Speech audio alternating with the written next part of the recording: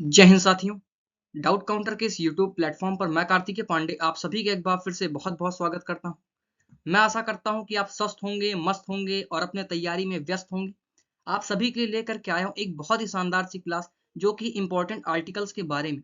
Indian polity में जितने भी आर्टिकल्स हैं, जितने भी महत्वपूर्ण आर्टिकल्स हैं, वो सारे हम एक ही वीडियो में कवर करेंगे। तो वीडियो के अंत तक आप बने रहिएगा। तो मैं आपको बता दूं कि मेरा नाम कार्तिकेय पांडे। इस वीडियो को देखने के बाद मैं गारंटी लेता हूं आपकी कि आप इंडियन पॉलिटी के राजा हो जाओगे।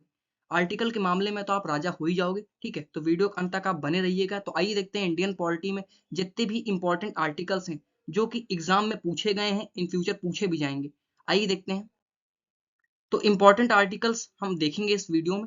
ठीक है, तो इंपॉर्टेंट आर्टिकल्स को देखने से पहले सबसे पहले मैं आपको बता दूं कि जैसे आपसे अगर कोई पूछ ले कि यार बेटा आपको कितने तक टेबल याद है। ठीक है, अगर आपसे कोई पूछ ले कि बेटा टेबल कितने तक याद है, तो आप कहोगे ठीक है सर मुझे 20 तक टेबल याद है। ठीक है, और अगर आपसे कोई 2 का टेबल पूछ ले और 2 का टेबल आप ना बता पाओ, तब इसके आगे तो वो समझ जाएगा ही कि भाई इसके आगे तो उसको नहीं आता होगा। ठीक है, तो 395 आर्टिकल्स या इंपॉर्टेंट आर्टिकल्स अगर आप याद भी किए हो, अगर आपसे कोई आर्टिकल 1 पूछ ले, अनुच्छेद 1 पूछ ले संविधान का, अगर आप नहीं बता पाए तो समझ जाओ कि यार फिर बेइज्जती होगी। तो आइए देखते हैं अनुच्छेद 1 आर्टिकल 1 कहता क्या है। तो संविधान का अनुच्छेद 1 आर्टिकल 1 सबसे पहले मैं दो चीजों के बारे में बताता है। किसके बारे में? दो चीजों के बारे में बताता है। एक तो हमें अपनी कंट्री के बारे में बताता है कि हम किस कंट्री के हैं।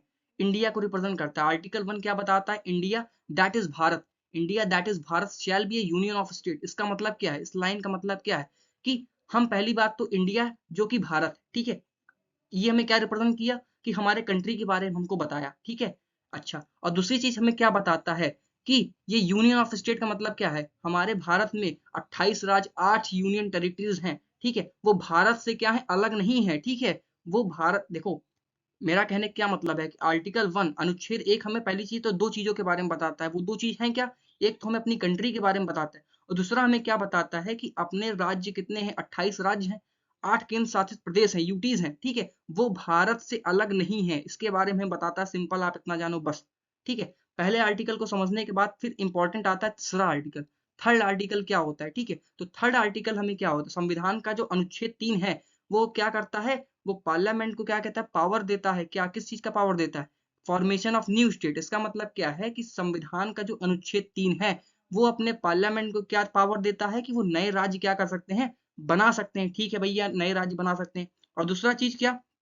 दो राज्य को जोड़ करके, ठीक है, दो राज्य हैं अगर, उसको जोड़ करके क्या कर सकते हैं? आप एक नया राज्य बना सकते हैं। ये कौन पावर दे रहा है? आर्टिकल 3 दे रहा है। किसको दे रहा है? पार्लियामेंट को दे रहा है। अच्छा, ये पावर हो गया। और दूसरा और क्या पावर है कि जितने भी एग्जिस्टिंग स्टेट्स हैं, जितने भी आपके एग्जिस्टिंग स्टेट्स हैं, ये पार्लियामेंट को क्या पावर दे रहा है कि उनके नाम को बदल सकते हैं, उनके बाउंड्रीज को बढ़ा सकते हैं, घटा सकते हैं। तो ये सारे पावर किसको दिया है? अनुच्छेद 3 पार्लियामेंट को दिया है। तो आर्टिकल 3 आपको याद हो ही गया होगा, मैं आशा करता हूँ। ठीक है, फिर आगे देखते हैं।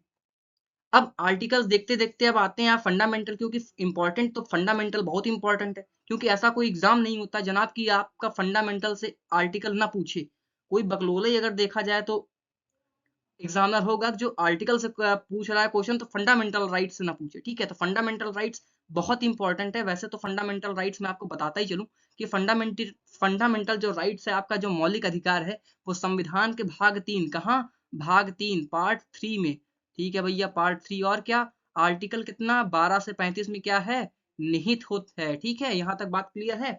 अब देखो 12 से 35 तक तो बहुत इंपॉर्टेंट है, आपको सभी पढ़ना है। लेकिन इसमें से भी जो इंपॉर्टेंट है वो मैं आपको बता देता हूँ। ठीक है, जैसे आपको मैं बता दूं कि फंडामेंटल राइट्स, 7 फंडामेंटल राइट्स हुआ करते थे। ये आपको पता है कि नहीं पता है? ठीक है, अब कितने हैं फंडामेंटल राइट्स? 6 फंडामेंटल राइट्स हैं। क्यों? क्योंकि इसमें जो राइट टू प्रॉपर्टी, जो आपका संपत्ति का अधिकार था, वो हटा दिया गया है। ठीक है, तो अब हमें कितना पढ़ना है? हमें 6 फंडामेंटल राइट्स पढ़ने हैं। वो है कौन कौन से? पहला आता है राइट टू इक्वलिटी, जो कि इसको हम कहते हैं क्या? समानता का अधिकार, जो कि आर्टिकल 14 से 18 में है। ठीक है, दूसरा आता है राइट टू फ्रीडम, जिसको कहते हैं स्वतंत्रता का अधिकार, कि संविधान आपको किस चीज की स्वतंत्रता देता है? गाली गलौज करने की, किसी को मारने पीटने की, चोरी करने की, डकैती करने की, किस चीज की स्वतंत्रता देता है? ये सब की स्वतंत्रता नहीं देता आपको संविधान। ठीक है, संविधान आपको किस चीज स्वतंत्रता देता है? वो आर्टिकल 19 से 22 में क्या है? निहित है। ठीक है, फिर अगला देखते हैं राइट अगेंस्ट एक्सप्लॉयटेशन। इसका मतलब क्या है जनाब? इसका मतलब ये है कि भारत में आपका कोई भी क्या नहीं कर सकता? शोषण नहीं कर सकता। अगर शोषण आप करता है तो आप उसके खिलाफ जा सकते हो। ये कहाँ है? संविधान के अनुच्छेद 23-24 में क्या है? निहित है। यहाँ तक क्लियर है? अगर वीडियो समझ में आएगी आगे चल के तो उसको एक लाइक जरूर करना, ठीक है? कमेंट करना कि आपको कैसा लगा कैसा नहीं, ठीक है? अगला आते हैं। अभी सारे आर्टिकल्स को हम खोलेंगे, ठीक है? सभी आर्टिकल्स को हम बारी बारी से पढ़ेंगे, ठीक है? जो इंपॉर्टेंट है, ठीक है? अगला आता है क्या कि right to freedom of religion. का मतलब क्या है कि धर्म की स्वतंत्रता का अधिकार। इसका मतलब ये है कि आप भारत में हो तो आपको संविधान ये इस बात की इजाजत देता है कि आपका मन करे तो आप सनातन धर्म हिंदू धर्म को अपनाओ, आपका मन करता है इस्लाम धर्म अपनाने का तो आप इस्लाम धर्म को अपनाओ, आपको कोई भी कुछ नहीं कर सकता, ठीक है? ये आपको मिला कहाँ है राइट्स? ये आपको आर्टिकल 25 टू 28 संविधान के अनुच्छेद में दिया गया, ठीक है? फिर कल्चरल और एजुकेशनल से राइट्स किसमें दिए हैं? ये सारे राइट्स आपके 29 और 30 में दिए गए हैं, ठीक है? और राइट टू प्रॉपर्टी तो भैया डिलीट हो चुका है तो उसको नहीं पढ़ेंगे। आपको अगर इसका कहानी पता होगा कि भैया राइट टू प्रॉपर्टी हटाया किस लिए गया था तो ठीक है, नहीं तो कमेंट बॉक्स में डाल देना, मैं इसकी एक वीडियो बना दूंगा, ठीक है? आता है भैया फिर 7वां जो कि 6वां हो गया, क्या है ये? Right to constitutional remedies. इसका मतलब क्या है कि जो संवैधानिक उपचार। इसका मतलब ये है कि अगर ऊपर के इतने फंडामेंटल राइट्स हैं, ठीक है, ये तो आपको संविधान दे दिया है, अगर कोई नहीं मानता है, लोग कहते हैं ठीक है मैं आपके नहीं मानूंगा इस फंडामेंटल राइट्स, तब आप क्या कर सकते हो? तब आप इस पापा आर्टिकल, इसको कहते हैं पापा आर्टिकल भी आप कह सकते हो, कि अगर कोई कहे कि मैं फंडामेंटल राइट्स को नहीं मानूंगा, ठीक है, तो आपके पास भैया क्या है? ये आपके पास है क्या है? राइट टू कॉन्स्टिट्यूशनल रेमेडीज है, ठीक है? इसके बारे में हम समझेंगे अभी आगे चल के, ठीक है? आगे चल के क्या मैं अभी बताता चलूँ आपको, क्योंकि फिर जब आर्टिकल्स आपको बताऊंगा तब वहां पे नहीं बता सकता, ठीक है? तो अभी मैं बता देता हूँ। जैसे मान लो कि आपका फंडामेंटल राइट्स कोई नहीं मान रहा है, ठीक है? तब क्या है? तब जो है जो सुप्रीम कोर्ट अनुच्छेद 32, ठीक है, सुप्रीम कोर्ट अनुच्छेद 32 के तहत रिट दायर कर सकता है। रिट क्या कर सकता है? रिट दायर करके आपके फंडामेंटल राइट्स को प्रोटेक्ट कर सकता है, ठीक है? सिंपल आप इतना समझो। बाकी मैं फंडामेंटल राइट से वीडियो लेके आऊंगा तो उसमें डिटेल में आपको सारी चीजों के बारे में बताऊंगा कि क्या है क्या नहीं, ठीक है? आगे देखते हैं, क्योंकि यार ये इंपॉर्टेंट आर्टिकल्स की सीरीज है, ठीक है? यहाँ पे ज्यादा इधर उधर कर दूंगा तो खत्म हो जाएगा, पूरा मजा फीका हो जाएगा, ठीक है? आइए देखते हैं।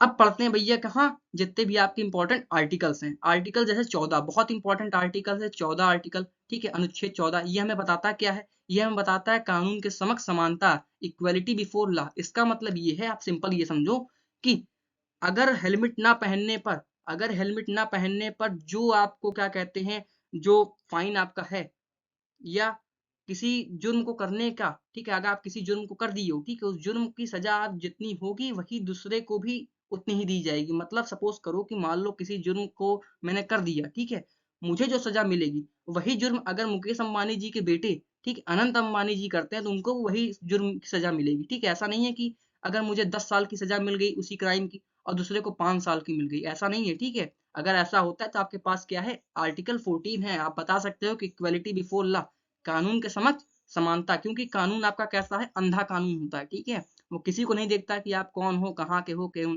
ठीक है? यहाँ तक बात क्लियर, ठीक है? अगले आर्टिकल पे आते हैं, आर्टिकल 16। आर्टिकल 16 हमें क्या बताता है? Equality of opportunity in matter of public employment.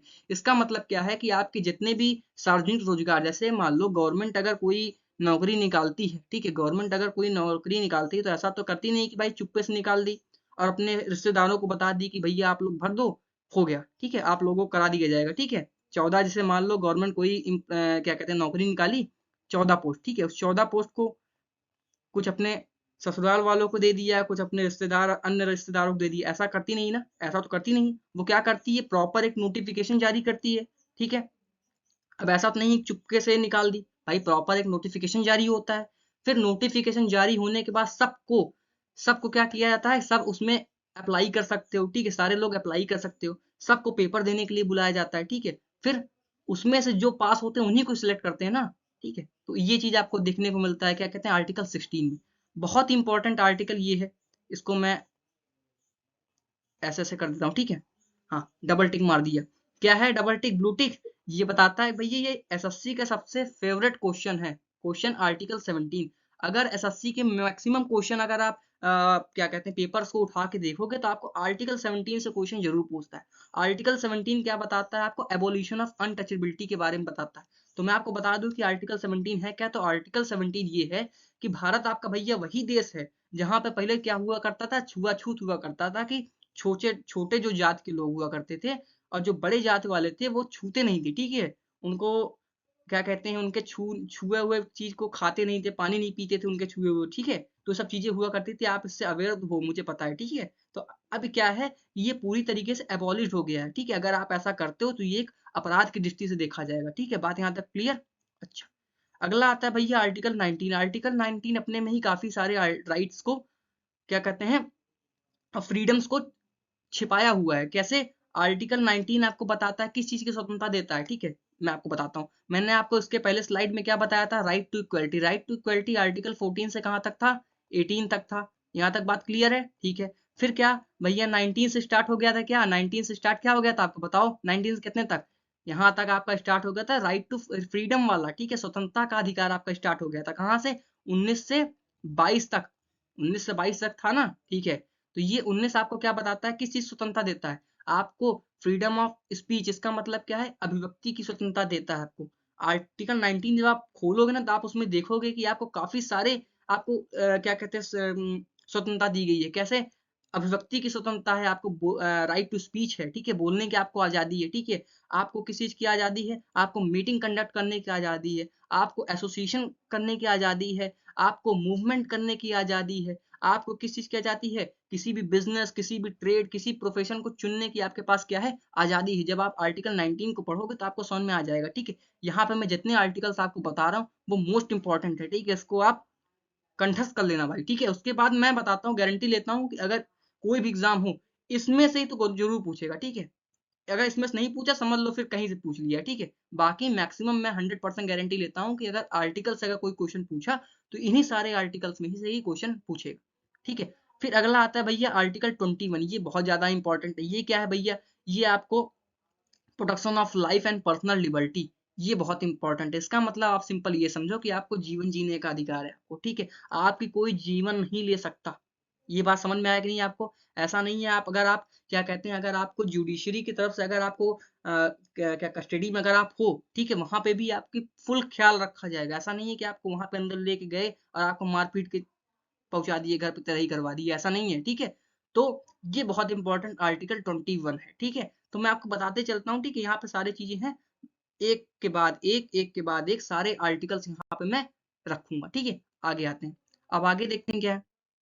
आगे है राइट आर्टिकल क्या, 21A। आर्टिकल 21A अनुच्छेद 21A हमें क्या बताता है, ये हमें बताता है राइट ऑफ एलिमेंट्री एजुकेशन। इसका मतलब क्या है, राइट टू एजुकेशन का मतलब क्या है कि 6 साल से 14 साल तक के बच्चों के लिए फ्री एंड कंपलसरी एजुकेशन, ठीक है। ऐसा कोई ना हो 6 से 14 साल तक के बच्चों के लिए कि वो पैसे के कारण वो अपनी शिक्षा को न ले सकें, ठीक है। तो अनुच्छेद आर्टिकल 21A हमें बताता है कि 6 से 14 साल तक के बच्चों के लिए फ्री और कंपलसरी एजुकेशन दिया जाएगा, ठीक है। इसीलिए सरकार आप देखते होंगे कि आपके गांव वगैरह में प्राइमरी स्कूल्स वगैरह हैं, ठीक है। ये आपके आर्टिकल 21A के थ्रू, ठीक है। अब आप इसमें कमेंट बॉक्स में डालना कि आर्टिकल 21A किस कॉन्स्टिट्यूशन अमेंडमेंट एक्ट से आया, ठीक है। यहाँ तो बताओ आप। फिर आते हैं आर्टिकल 25। आर्टिकल 25 हमें क्या बताता है, आर्टिकल 25 हमें ये बताता है freedom of conscience and free free profession practice and propagation of religion. इसका मतलब क्या है कि मैंने आपको क्या बताया कि आपको क्या है, किसी भी धर्म को आप अपना सकते हो, ठीक है। आपका मन है इस्लाम धर्म अपनाने का तो भैया आप इस्लाम धर्म अपनाओ। अगर आपका मन है हिंदू धर्म अपनाने का, आप हिंदू धर्म सनातन धर्म अपनाओ, ठीक है। आपकी कोई रोकने वाला नहीं है, ठीक है। आपके पास ये आपको क्या फंडामेंटल राइट्स है, आपका आपको ये मौलिक अधिकार दिया गया है, ठीक है। पहली चीज। और दूसरी चीज, आप अपने धर्म का क्या कर सकते हो, प्रचार कर सकते हो। क्या कर सकते हो, प्रचार कर सकते हो। आप इसके लिए कोई आपको कुछ नहीं कर सकता, लेकिन प्रचार करो भाई, लेकिन क्या, एक नॉन वायलेंस वे में, ठीक है। नॉन वायलेंस वे में आप करो, ठीक है। यहाँ तक बात क्लियर है, ठीक है। अगला आर्टिकल आता है आर्टिकल 30। आर्टिकल 30 हमें क्या बताता है जनाब, आर्टिकल 30 हमें ये बताता है कि राइट ऑफ माइनॉरिटीज, ठीक है। ये माइनॉरिटीज के लिए क्या अधिकार है, क्या राइट है, टू स्टेब्लिश, क्या स्टेब्लिश कर सकते हैं, एजुकेशनल इंस्टीट्यूशन। इसका मतलब भैया ये है कि अल्पसंख्यक जो इतने भी हैं, जितने भी माइनॉरिटीज हैं, माइनॉरिटीज कौन है, जैसे मुस्लिम हो गए, ठीक है। इनके पास क्या अधिकार है कि ये एजुकेशनल जो इंस्टीट्यूशन है उसको क्या कर सकते हैं, स्टेब्लिश कर सकते हैं। इसीलिए तो आप देखते होंगे कि मदरसा वगैरह है अपने यहाँ पे, ठीक है। क्यों? क्योंकि माइनॉरिटीज को ये राइट्स मिला है कि वो अपने एजुकेशनल इंस्टीट्यूशन को क्या कर सकते हैं, स्टेब्लिश और एडमिनिस्टर कर सकते हैं, ठीक है। यहाँ तक बात क्लियर, ठीक। अब आते हैं आर्टिकल 32। आर्टिकल 32 हमें ये बताता है क्या, remedies for the enforcement of fundamental rights including writs. इसका मतलब ये है कि अगर आपके फंडामेंटल राइट वॉयलेट हो जाते हैं तो आप सुप्रीम कोर्ट क्या कर सकता है, आर्टिकल 32 के तहत रिट दायर कर सकता है और आपके फंडामेंटल राइट्स को क्या कर सकता है, प्रोटेक्ट कर सकता है। ठीक है, तो ये मोस्ट इंपॉर्टेंट आर्टिकल 32 है। ठीक है, यहाँ पे जितने भी आर्टिकल्स मैं बता रहा हूँ वो सारे इंपॉर्टेंट है, लेकिन ये बहुत ज्यादा ही इंपॉर्टेंट है। आपको पता होगा कि रिट्स कितने प्रकार के होते हैं, रिट कितने प्रकार के होते हैं, आप इसको पेन कॉपी लेकर के नहीं बैठो, मुझे पता है। ठीक है, आप ऐसे वीडियो खोल लियो। ठीक है, मैं बताता हूँ, पेन कॉपी ले लो और लिख लो। रिट 5 प्रकार के होते हैं, कौन कौन से, हबीस कर्पस, मंडमस, प्रोहिबिजन, सर्सोररी, कियो वारंटो। ठीक है, यहाँ तक ये सारे वर्ड को आप लिख लेना। ठीक है, आगे देखते हैं। अब आते हैं भाई प्रेसिडेंट। ठीक है, प्रेसिडेंट से काफी आर्टिकल्स पूछे जाते हैं। ठीक है, प्रेसिडेंट टॉपिक मोस्ट इंपॉर्टेंट है। इससे आर्टिकल कौन कौन से पूछे जाते हैं, इससे आर्टिकल आपके 52, आर्टिकल 52 में क्या बताता है, there shall be a president. इसका मतलब क्या है कि भारत के एक राष्ट्रपति होंगे, ये क्या है, अनिवार्य है।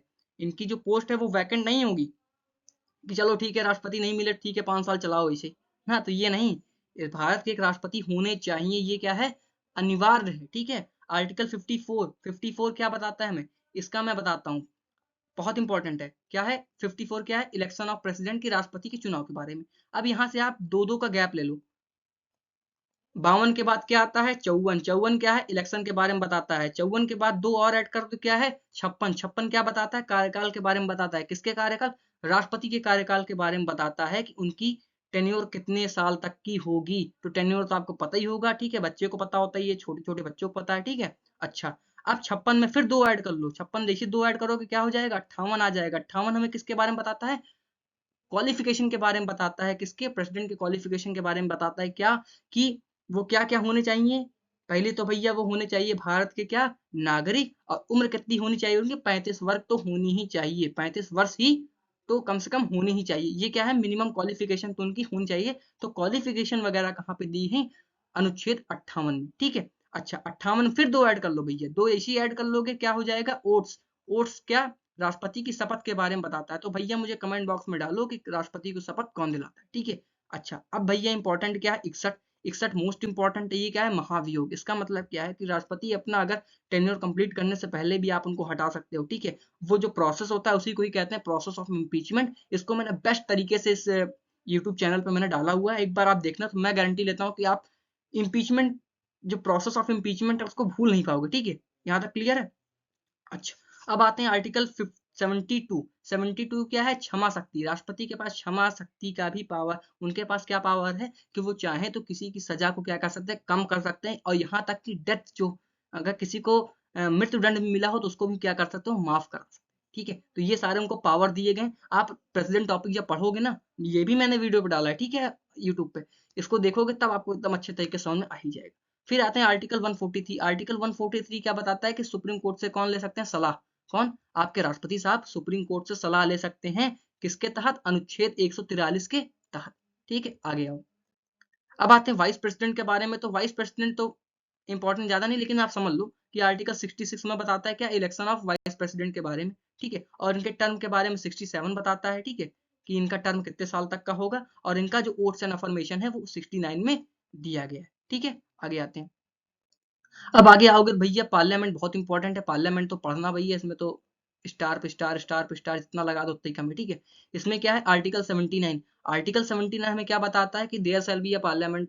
ठीक है, यूनियन के लिए क्या होगा, मच्छर कूद रहा है भाई, हाँ, यूनियन, सेंट्रल लेवल पे पार्लियामेंट होना अनिवार्य है। ठीक है, आर्टिकल 79 बताता है कि सेंट्रल लेवल पे एक पार्लियामेंट होगा, भारत का एक क्या होगा, संसद होगा। और संसद की बात की जाए तो संसद जो होता है, संसद क्या कंसिस्ट करता है, तीन लोगों को, तीन कौन कौन से, एक तो राष्ट्रपति, ठीक है, दूसरा लोकसभा और तीसरा राज्यसभा। इन तीनों चीजों से मिलकर ही क्या बनता है, अपना पार्लियामेंट बनता है। ठीक है, यहाँ तक बात क्लियर, 79 अनुच्छेद आपको क्लियर हो गया। ठीक, अब आते हैं 80 क्या, अनुच्छेद 80 बताता है हमें राज्यसभा के बारे में, और 81 बताता है हमें लोकसभा के बारे में। यहाँ तक बात क्लियर है। अब कमेंट बॉक्स में ये भी डाल देना कि राज्यसभा से जो सिलेक्टेड होते हैं आपके, क्या कहते हैं, एमपी, उनका जो टेन्योर होता है वो कितने साल तक का होता है, और लोकसभा के टेन्योर कितने साल तक का होता है। जो एमपीज होते हैं, जो मेंबर ऑफ पार्लियामेंट, जो लोकसभा सांसद होते हैं, उनकी टेन्योर कितने साल तक का होता है। यहाँ तक क्लियर। अच्छा, 85, 85 बहुत इंपॉर्टेंट है। ये क्या बताता है, मैं sessions of parliament, prorogation and dissolution के बारे में। इसका मतलब क्या है कि राष्ट्रपति क्या करते हैं,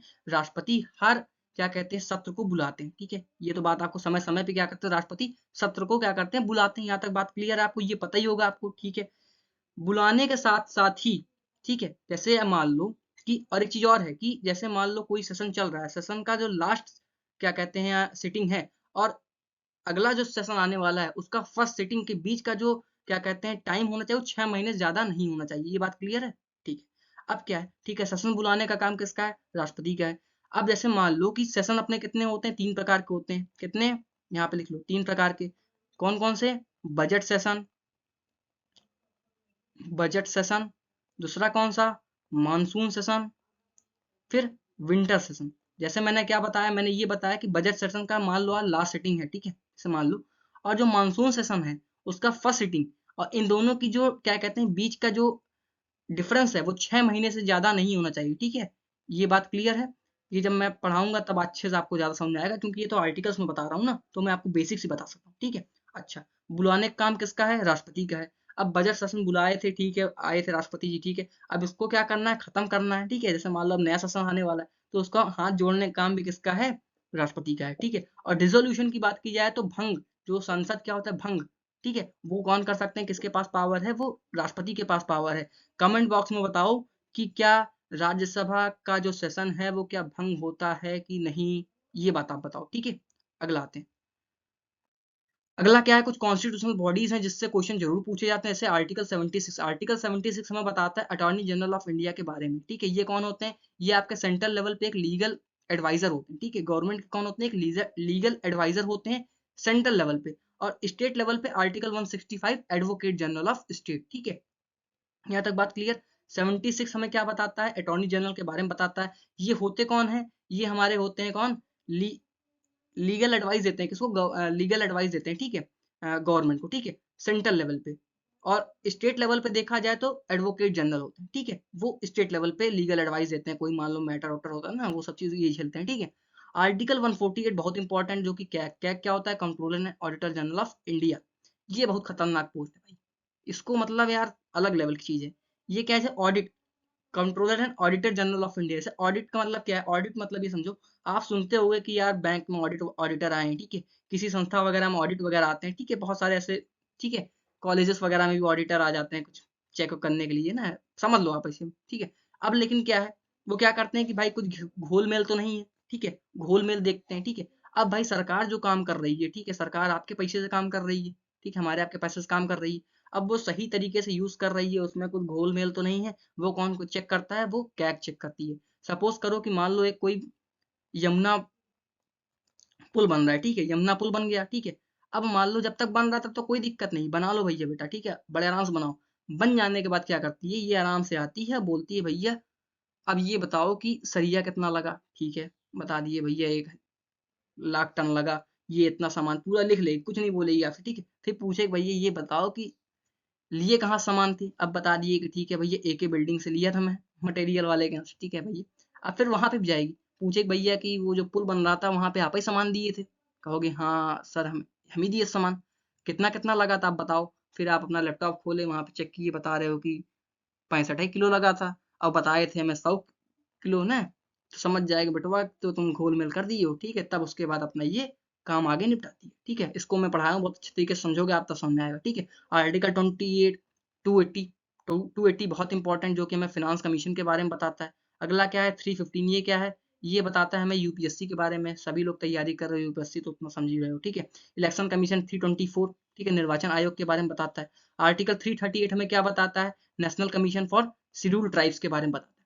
इसमें एक आर्टिकल 338 बी, ये एसटी के बारे में बताता है, और ये हमें किसके बारे में बताता है, एससी एसटी। और 338 सी हमें बताता है national commission for backward classes के बारे में, किसके बारे में, national commission for backward classes के बारे में, बीसी, यहाँ लिख दो। ठीक है, यहाँ तक बात क्लियर है।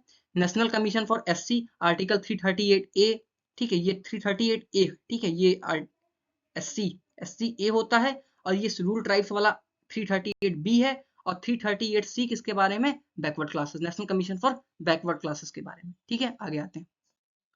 अब कुछ इंपॉर्टेंट और आर्टिकल्स हैं, ये भी देख लो, देखते चलो। जैसे मैंने आपको बताया, रिट्स बताया था कि सुप्रीम कोर्ट आर्टिकल 32 के तहत रिट दायर कर सकती है। कौन?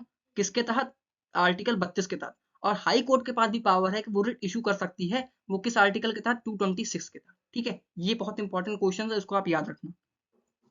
अगला आता है आर्टिकल 44 जो कि बताता है समान नागरिक संहिता के बारे में, यूनिफॉर्म सिविल कोड। ये काफी एकदम बहुत चर्चे में था, आप सुने रहे होंगे ना।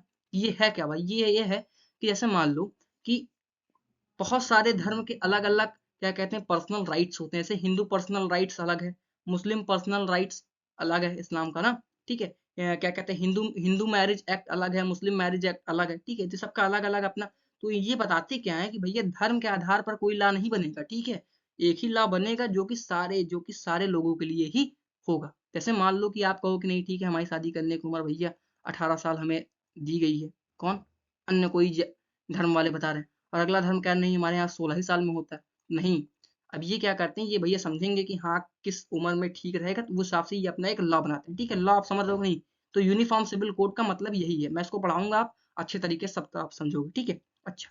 अगला आर्टिकल 50 क्या बताता है? आर्टिकल 50 बताता है हमें separation of judiciary and executive. इसका मतलब क्या है कि न्यायपालिका और कार्यपालिका के बीच में क्या है? सेपरेशन। मतलब क्या है? दूरियां बनी रहनी चाहिए। कभी आप सुने हो कि क्या कि हाई क्या कहते हैं सुप्रीम कोर्ट के जजेस और क्या कहते हैं इधर हमारे जो क्या कहते हैं नेता मंत्री आपस में बैठ के कहीं मीटिंग वीटिंग कर रहे हो किसी काम के लिए? नहीं भाई, इनका काम अलग है, उनका काम अलग है। ठीक है, तभी अच्छे तरीके से वर्क हो पाएगा। तो ये किसके तहत होता है? आर्टिकल 50 के तहत। इसमें मोस्ट इंपॉर्टेंट है क्या? Joint sitting. ज्वाइंट सिटिंग क्या है? संसद की संयुक्त बैठक। इसका मतलब क्या होता है कि राष्ट्रपति के पास पावर है। जैसे मान लो कोई बिल है, किसी बिल को लेकर के क्या कहते हैं लोकसभा और राज्यसभा में क्या है कोई कंट्रोवर्सी फैल गई। ठीक है, कोई विवाद हो गया। अब क्या है कि राष्ट्रपति के पास क्या पावर है? आर्टिकल 108 ऑफ द कॉन्स्टिट्यूशन के तहत वो ज्वाइंट सेटिंग कर सकते हैं। मतलब लोकसभा और राज्यसभा को एक साथ बैठा सकते हैं। ठीक है, जैसे मान लो आप अपने फैमिली में कोई गलत काम करते हो। ठीक है, आप और आपके भाई दोनों लोग किसी ने कुछ काम किया, मारपीट कर लिए, कुछ भी कर लिए मान लो, तो आपके फादर आते हैं, आपको बैठाते हैं दोनों लोगों को। ठीक है, अच्छा भैया आप बताओ आपका क्या मैटर, आपका क्या मैटर, और उस मैटर क्या कहते हैं सुलझाते हैं। ठीक है, तो राष्ट्रपति क्या पावर है क्या कि वो ज्वाइंट सिटिंग बैठा सकते हैं। ठीक है, अच्छा। आर्टिकल 110 बहुत इंपॉर्टेंट, मनी बिल। 112 बजट के बारे में, 117 फाइनेंस बिल के बारे में। ठीक है, यहाँ तक बात क्लियर। आर्टिकल 155 बताता है हमें किसके बारे में? अपॉइंटमेंट ऑफ गवर्नर के बारे में। ठीक है, जो राज्यपाल की जो नियुक्ति होती है उसके बारे में बताता है। और मुझे कमेंट बॉक्स में बताओ कि राज्यपाल जो गवर्नर उनके अपॉइंट कौन करता है। ठीक है, अच्छा। अब आता है ड्यूरेशन ऑफ स्टेट लेजिस्लेचर। इसका मतलब क्या है? जैसे भाई सेंट्रल लेवल पे पार्लियामेंट है। ठीक है, पार्लियामेंट लोकसभा राज्यसभा ये चीजें आप समझ रहे हो। ठीक है, स्टेट लेजिस्लेचर में क्या? विधानसभा विधान परिषद। तो बता क्या रहा है कि इनका जो ड्यूरेशन है, ड्यूरेशन कितने समय तक का ना, अवधि, वो उसके बारे में कौन बताता है? आर्टिकल 172। ठीक, अच्छा। आर्टिकल 214 बहुत इंपॉर्टेंट है। ये क्या बताता है? मैं राज्यों के लिए उच्च न्यायालय। इसके लिए क्या है कि भाई हर राज्य के लिए एक उच्च न्यायालय है। ठीक है, हर राज्यों के लिए उच्च न्यायालय है। ठीक है, ये हमें किसके बताता है? आर्टिकल 214 बताता है। ठीक है, और हमारी जो भी संघ की जो राजभाषा होती है, यूनियन की जो ऑफिशियल लैंग्वेज होती है, वो किसमें है? वो आर्टिकल 343 में। तो यहाँ तक आपने जितने भी आर्टिकल्स आप देखिए, ये मोस्ट इंपॉर्टेंट है। ये सारे आर्टिकल्स आप कंठस्थ कर लो। ठीक है, अगर आप इसको कंठस्थ कर लेते हो तो मैं गारंटी लेता हूँ कि आर्टिकल से अगर कोई क्वेश्चन पूछा जाएगा तो वो आपका नहीं निकलेगा। ठीक है, वो आप उसको करके ही आओगे। ठीक है, अच्छा। फिर इमरजेंसी आपको पता है। ठीक है, इमरजेंसी बहुत इंपॉर्टेंट होता है। इमरजेंसी तो इमरजेंसी कितने प्रकार की होती है? 3 प्रकार की इमरजेंसी होती है। National emergency, state emergency. State emergency को प्रेसिडेंट रूल भी कहते हैं। ठीक है, और तीसरा क्या? Finance emergency. ठीक है, अच्छा। इसको याद करने का तरीका क्या है कि भाई नेशनल इमरजेंसी आप याद कर लो 352 से। ठीक है, उसमें 4 और प्लस कर दो, 4 जैसे प्लस कर दोगे तो वो आपका क्या बन जाएगा? वो आपका स्टेट इमरजेंसी बन जाएगा। फिर स्टेट इमरजेंसी और 4 प्लस कर दो तो वो क्या बन जाएगा? Finance emergency. ठीक है, फाइनेंशियल इमरजेंसी आपका बन जाएगा। ठीक है, यहाँ तक बात क्लियर है। ये तीनों इमरजेंसी आप याद कर लो। फिर एक मोस्ट इंपॉर्टेंट ब्रह्मास्त्र है क्या? 368। ये 368 क्या है कि संविधान में संशोधन करने की संसद के पास शक्ति। जितने भी आप देखते होंगे कि संविधान में जितने भी संशोधन होते हैं, जितने भी अमेंडमेंट होते हैं, वो कैसे होते हैं? वो क्या है कि संविधान अपना पार्लियामेंट के पास पावर दिया है कि वो क्या कर सकते हैं? संविधान में अमेंड कर सकते हैं। लेकिन भैया एक चीज की ध्यान रखना पड़ेगा कि बेसिक स्ट्रक्चर को आप नहीं छेड़खानी कर सकते। ठीक है, यहाँ तक बात क्लियर है। तो भाई यहाँ तक जितने भी मैंने आर्टिकल्स आपको इंपॉर्टेंट आर्टिकल्स बताए, मोस्ट इंपॉर्टेंट थे। ठीक है, इसको आप रट लेना। ठीक है, इतने ही मोस्ट इंपॉर्टेंट है। वैसे तो बहुत सारे हैं, लेकिन अगर आप इतना पढ़ लेते हो तो मैं गारंटी लेता हूँ कि कोई भी एग्जाम में अगर आप जाओगे तो उसको करके ही आओगे। ठीक है, और अगर नहीं कर पाए तो फिर समझ रहे हो, ठीक है। तो इतनी देर तक अगर आप हमारी इस वीडियो को देखे तो आपका बहुत बहुत धन्यवाद। और अगर आपको वीडियो अच्छी लगी हो तो एक लाइक और सब्सक्राइब चैनल कर लीजिएगा, ऐसे ही वीडियो आपको मिलते रहेंगे, ठीक है। Thank you so much.